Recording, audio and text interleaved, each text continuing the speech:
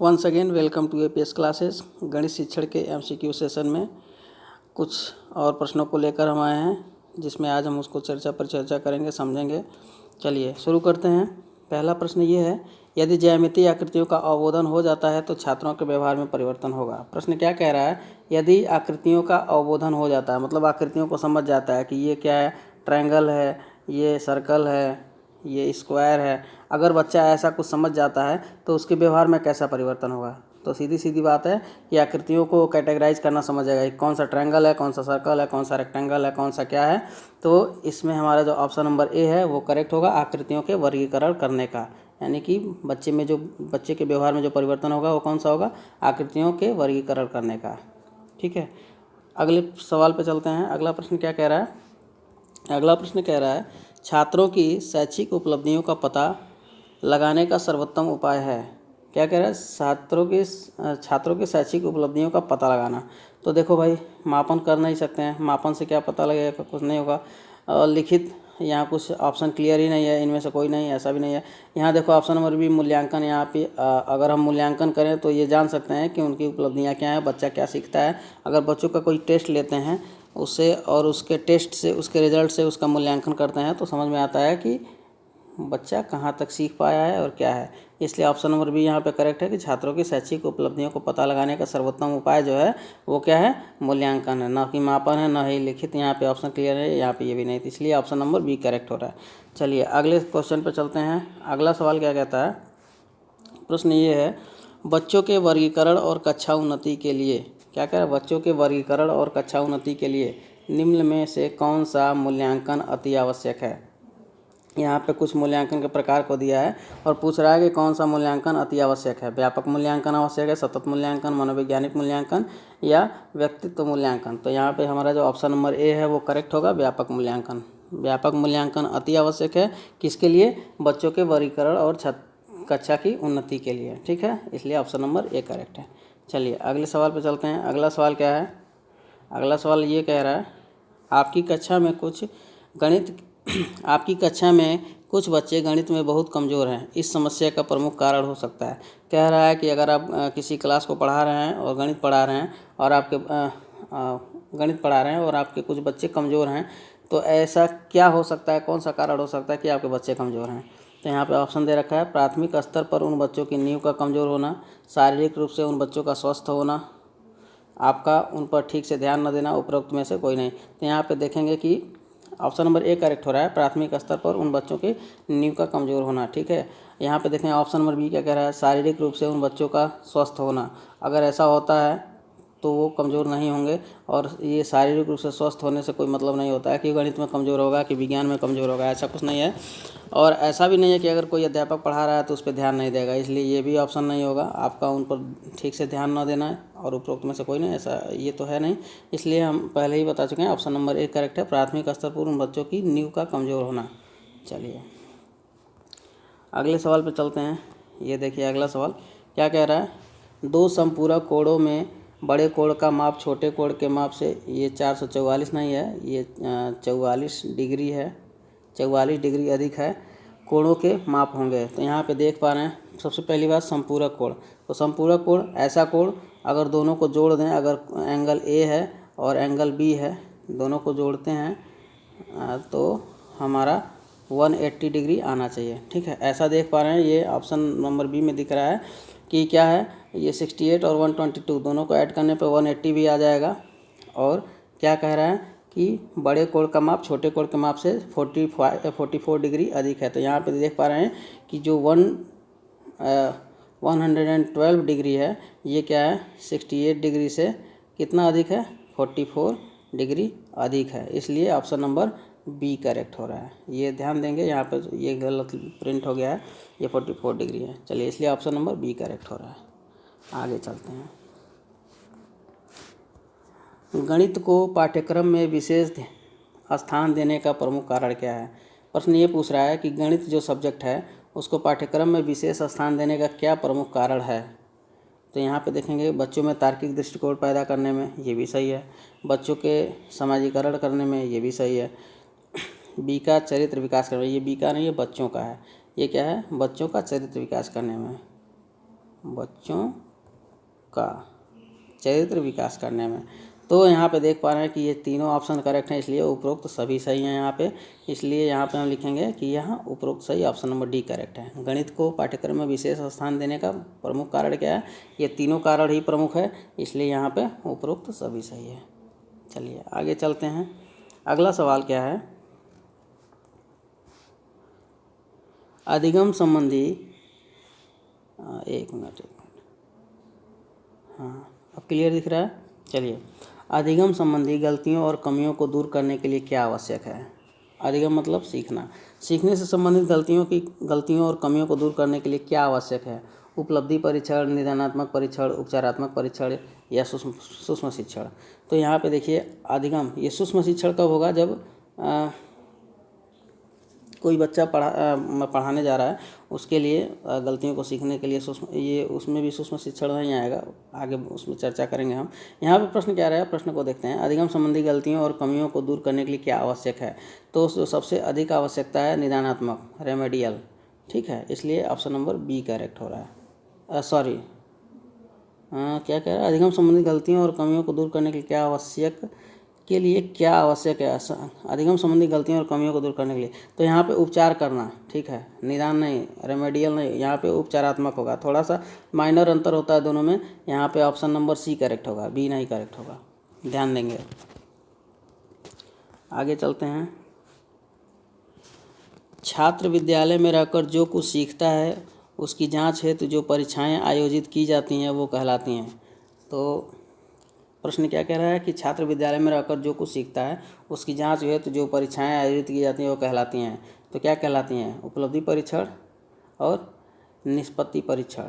निदानात्मक तो वहाँ होता नहीं है मूल्यांकन, वहाँ पे उपलब्धि परीक्षण होता है और निष्पत्ति परीक्षण होता है। इसलिए ऑप्शन नंबर डी करेक्ट है, ए और बी, ठीक है। यहाँ पे ऑप्शन नंबर डी करेक्ट है। चलिए आगे चलते हैं।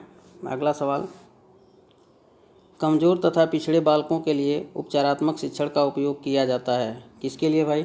कमज़ोर तथा पिछड़े बालकों के लिए उपचारात्मक शिक्षण का उपयोग कहाँ किया जाता है? तो निदानात्मक मूल्यांकन के बाद, ठीक है। इसलिए ऑप्शन नंबर ए करेक्ट हो रहा है। आगे चलते हैं। गणित एक ऐसा विषय है जो मानसिक शक्तियों को, क्या कह रहा है? गणित एक ऐसा विषय है जो मानसिक शक्तियों को प्रशिक्षित करने का अवसर प्रदान करता है तथा एक सुषुप्त आत्मा में चेतन एवं नवजागृत उत्पन्न करने के कौशल का विकास करता है। ये कथन किसने कहा था? ये जो स्टेटमेंट है ये प्लूटो ने कहा था, इसलिए ऑप्शन नंबर ए करेक्ट हो रहा है। प्लूटो ने क्या कहा था? गणित एक ऐसा विषय है जो मानसिक शक्तियों को प्रशिक्षित करने का अवसर प्रदान करता है तथा एक सुषुप्त आत्मा में चेतन एवं नवीन जागृत उत्पन्न करने के कौशल का विकास करता है, ठीक है। इसलिए ऑप्शन नंबर ए करेक्ट हो रहा है। आगे चलते हैं। अगला सवाल क्या है? अगला सवाल यहाँ देखिए क्या कह रहा है। गणित में समस्या समाधान का आधार, क्या कह रहा है? गणित में समस्या समाधान का आधार का संबंध होता है। समस्या समाधान का नहीं, के आधार, यहाँ पे मिस प्रिंट हो गया, के आधार का संबंध होता है। तो यहाँ पे देख पा रहे हैं कार्य एवं कारण, इसलिए ऑप्शन नंबर ए करेक्ट होगा। क्रमबद्ध होगा नहीं, तर्क होगा नहीं, ठीक है। इसलिए ऑप्शन नंबर ए करेक्ट होगा। गणित में समस्या समाधान के आधार का संबंध होता है कार्य और कारण। चलिए अगले सवाल में चलते हैं। अगला सवाल क्या कह रहा है? अगला प्रश्न ये है, निम्न में से कौन सा गुण शिक्षक में नहीं होना चाहिए? यहाँ ध्यान देंगे, कौन सा गुण शिक्षक में नहीं होना चाहिए। चलिए चारों ऑप्शन को पढ़ते हैं। गणित की विषय वस्तु का उपयुक्त ज्ञान, ये तो वही होना ही चाहिए। अभ्यास कार्य को अधिक महत्व देना, ये भी होना चाहिए, ये भी होना चाहिए। क्या कह रहा है? पक्षपात रहित व्यवहार, हाँ पक्षपात नहीं करना चाहिए, ये भी सही है। क्या कह रहा है? वार्षिक योजना तैयार नहीं करना चाहिए। यहाँ वार्षिक योजना तैयार करना चाहिए, इसलिए ऑप्शन नंबर डी करेक्ट हो रहा है। क्योंकि यहाँ पे पूछ रहा है प्रश्न में कि निम्न में से कौन सा गुण शिक्षक में नहीं होना चाहिए, तो वार्षिक योजना तैयार नहीं करना चाहिए, ये ऑप्शन यहाँ पे करेक्ट होगा। क्योंकि यहाँ पूछ रहा है नहीं होना चाहिए, जबकि वार्षिक योजना तैयार करना चाहिए अध्यापक को, इसलिए ऑप्शन नंबर डी करेक्ट हो रहा है। चलिए आगे चलते हैं। प्रश्न क्या कह रहा है? निम्न में से कौन सा गुण शिक्षक में नहीं होना चाहिए? अच्छा, वही प्रश्न फिर से रिपीट हो गया, यहाँ पे ऑप्शन नंबर डी है। चलिए आगे चलते हैं। एक ही प्रश्न 2 बार रिपीट हो गया, चलिए कोई बात नहीं। अगला प्रश्न ये है, गणित शिक्षण की मुख्य विधि है। व्याख्यान विधि, प्रदर्शन विधि, आगमन निगमन विधि, ये सभी। तो देखो भाई, गणित शिक्षण के लिए व्याख्यान भी मुख्य है, प्रदर्शन भी मुख्य है, आगमन निगमन भी मुख्य है, इसलिए यहाँ पे ऑप्शन नंबर डी करेक्ट हो रहा है, ये सभी। ठीक है, अब ये एकदम मुख्य की बात मत कर देना, मुख्य की बात मत कर देना मतलब इन द सेंस कि हाँ कोई केवल एक ही विधि होगा जो मुख्य होगा, ऐसा नहीं है। यहाँ पे सारे के सारे विधि मुख्य हैं। प्रदर्शन करके भी गणित पढ़ाया जाता है, व्याख्यान दे के भी पढ़ाया जाता है, आगमन निगमन से भी पढ़ाया जाता है, इसलिए ऑप्शन नंबर डी करेक्ट हो रहा है। चलिए अगले सवाल पे चलते हैं। तर्क प्रधान विधि है, तर्क प्रधान विधि कैसी विधि है? तो यहाँ पे देखेंगे जो तर्क प्रधान विधि है वो विश्लेषण विधि है। ठीक है, विश्लेषित करके समझा जाता है, उस पर बातें की जाती हैं, इसलिए तर्क प्रधान विधि जो है विश्लेषण विधि है। व्याख्यान विधि, शिक्षक आते हैं अपना व्याख्यान देते हैं, आगमन एग्जाम्पल और एग्जाम्पल से विशिष्ट की ओर, विशिष्ट एग्जाम्पल की ओर। या आगमन निगमन का मतलब होता है खोज विधि तर्क प्रधान होती नहीं है, इसमें खोज किया जाता है, इसलिए विश्लेषण विधि जो है वो तर्क प्रधान विधि है, इसलिए ऑप्शन नंबर डी करेक्ट हो रहा है। चलिए अगले सवाल में चलते हैं। अगला सवाल क्या है? अगला सवाल ये पूछ रहा है, बच्चों को गणित सरल एवं रुचिकर लगे, इसके लिए एक शिक्षक को निम्न में से क्या उपाय करना चाहिए? शिक्षक को क्या उपाय करना चाहिए कि बच्चों को गणित सरल एवं रुचिकर लगे? सीधा सीधा प्रश्न ये पूछ रहा है कि शिक्षक को क्या उपाय करना चाहिए कि बच्चों को गणित जो है कि सरल एवं रुचिकर लगे। तो यहाँ पे देखेंगे ऑप्शन क्या दिया है, गणित में मनोरंजन को स्थान देना, ये भी करना चाहिए। क्रियात्मक कार्यों को प्रधानता देना, ये भी करना चाहिए। बच्चों से बच्चों को इन्वॉल्व करके क्वेश्चन को सॉल्व कराना चाहिए, ये भी इसका मतलब ये होता है। बच्चों को ज्ञान प्रदर्शन के लिए उचित अवसर प्रदान करना चाहिए, ये भी सही है। इसलिए यहाँ पे उपरोक्त सभी ऑप्शन नंबर डी करेक्ट होगा, क्योंकि यहाँ पे तीनों जो ऑप्शन दिए हैं ये होना चाहिए शिक्षक के अंदर। चलिए आगे चलते हैं। अगला प्रश्न क्या है? अगला प्रश्न ये है, उच्च प्राथमिक स्तर पर गणित शिक्षण का सर्वाधिक महत्व किस रूप में है? प्रश्न ये कह रहा है कि किस रूप में है, कहाँ सबसे अधिक महत्व गणित का किस रूप में है, गणित शिक्षण का, और कहाँ पे? उच्च प्राथमिक स्तर पे। तो यहाँ पे देखेंगे हम व्यवहारिक। ठीक है, व्यवहारिक रूप में उच्च प्राथमिक स्तर की जो गणित है वो व्यवहारिक रूप में महत्वपूर्ण है। यहीं हम लाभ हानि, गुणा जोड़ घटाना भाग सब यहीं प्रयोग हम कर देते हैं। ठीक है, इसलिए व्यवहारिक रूप में सबसे अधिक महत्व है इसका, इसलिए ऑप्शन नंबर सी करेक्ट हो रहा है। चलिए अगला सवाल, मूल्यांकन एक ऐसी प्रक्रिया है जिससे सही ढंग से किसी वस्तु का मापन किया जा सकता है। क्या कह रहा है? मूल्यांकन एक ऐसी प्रक्रिया है जिससे सही ढंग से किसी वस्तु का मापन किया जा सकता है। निम्न में से यह कथन किसका है? ये जो स्टेटमेंट है गुड्स ने कहा था, इसलिए ऑप्शन नंबर ए करेक्ट होगा। चलिए आगे चलते हैं। अगला सवाल क्या है? गणित शिक्षण में बच्चों की रुचि का विषय के प्रति अभाव एक प्रमुख समस्या है। प्रश्न क्या कह रहा है? गणित शिक्षण में, ध्यान देना है, बच्चों की रुचि का विषय के प्रति अभाव एक प्रमुख समस्या है। विषय में छात्रों की रुचि पैदा करने के लिए आप निम्न में से क्या एक प्रभावी तरीका अपनाएंगे? यहाँ पे कुछ तरीकों को दिया है, इनमें से कौन सा तरीका आप अपनाएंगे कि बच्चों को जो गणित है वो रुचिकर लगने लगे? तो ऑप्शन को पढ़ते हैं। कमज़ोर छात्रों के लिए अतिरिक्त कक्षाओं की व्यवस्था करेंगे। बी ऑप्शन क्या कह रहा है? समय विभाग चक्र में गणित विषय को अधिक कालांश देंगे, ऐसा भी करने से कोई फ़ायदा नहीं होने वाला है। और कमज़ोर छात्रों के लिए अतिरिक्त कक्षाओं की व्यवस्था करेंगे, तो वहाँ वो खुद बच्चा सुपीरियर इन्फीरियर फील करने लगेगा कि हम इन्फीरियर हैं, वो बच्चा सुपीरियर है, तो वहाँ भी वो रुचि नहीं ले पाएगा। इसलिए ऑप्शन नंबर ये भी, ऑप्शन ए भी गलत है। विद्यालय में अधिक पुस्तक खरीदेंगे, ऐसा करने से अगर बच्चा सीख जाए तो पूरा लाइब्रेरी ही बना दें, इसलिए ये भी नहीं होगा। खेल विधि से शिक्षण कराएंगे, हाँ ये सही हो सकता है और सही होगा, क्योंकि जो बच्चा रुचि नहीं ले रहा है, अगर मान लो कि बच्चे को जोड़ पढ़ाना है तो उसको पतंग उड़ा के या फिर लट्टू नचवा के पढ़ा सकते हैं कि चलो बेटा ये एक लट्टू नाच रहा है, फिर दूसरा उसी में लट्टू नचा दिए, या फिर 2 पतंग और उड़ा दिए, फिर पूछेंगे अब कितने हो गए, तो बच्चा इसमें इंटरेस्ट लेगा कि हाँ चलो ठीक है, ऐसे ऐसे समझने लगेगा। इसलिए खेल विधि से शिक्षण करवाएंगे तो वो ज़्यादा ही बेनिफिशियल होगा बच्चे को जो कि रुचि नहीं ले रहा है, इसलिए ऑप्शन नंबर डी करेक्ट होगा यहाँ पर। चलिए अगले सवाल में चलते हैं। अगला सवाल क्या कह रहा है? बच्चों को गणित सरल एवं रुचिकर लगे। अच्छा, वही क्वेश्चन फिर से रिपीट हो गया। आगे चलते हैं। निम्न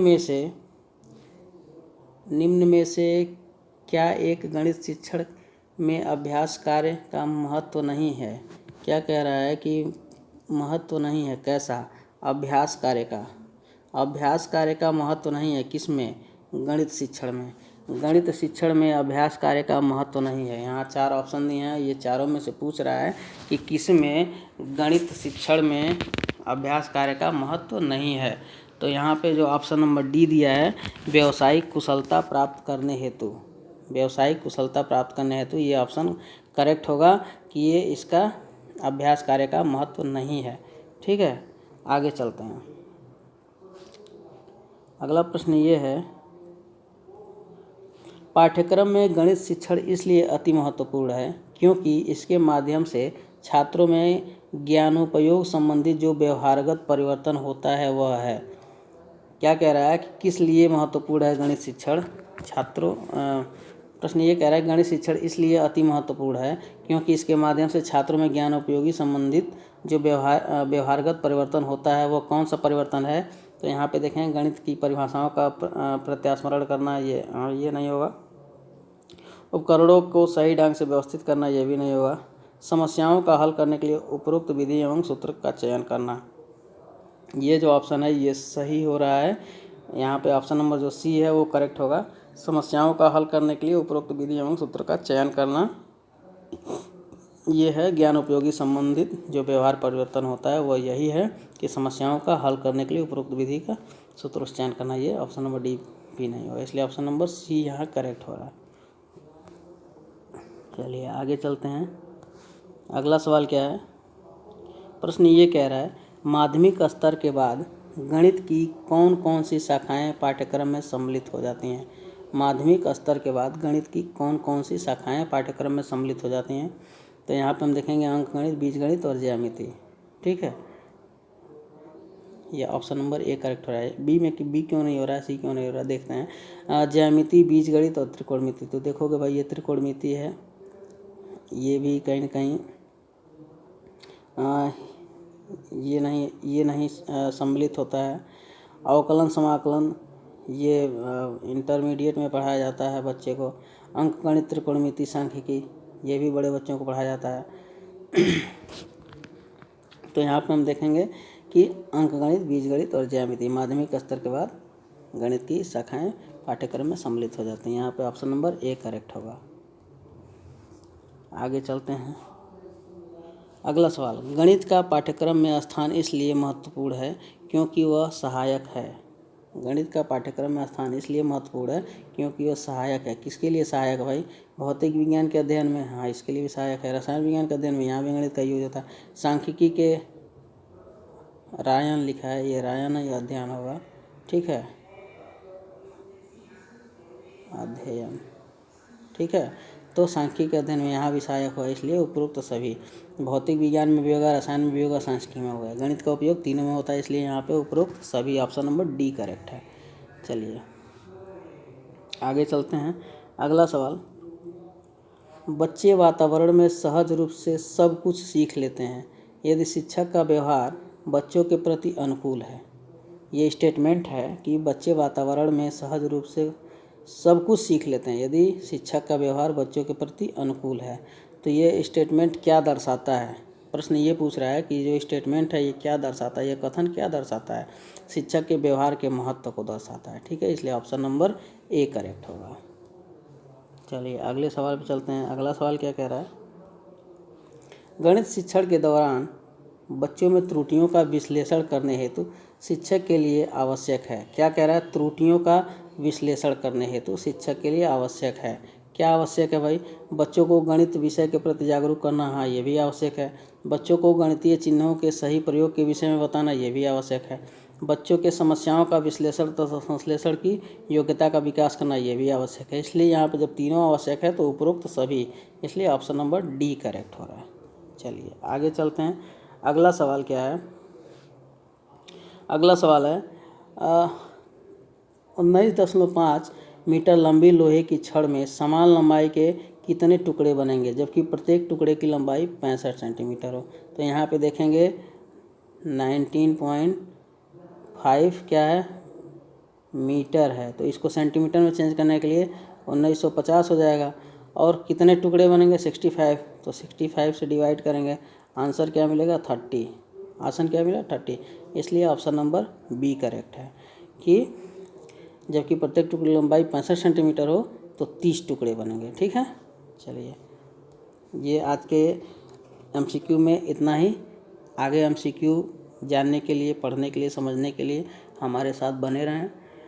अगर हमारे सवालों में कहीं कुछ त्रुटियां होती हैं या फिर कुछ आपको ऐसा लगता है कि ये होना चाहिए तो कमेंट बॉक्स में लिख के बताएं, उस पर हम बताएंगे कि क्या सही है।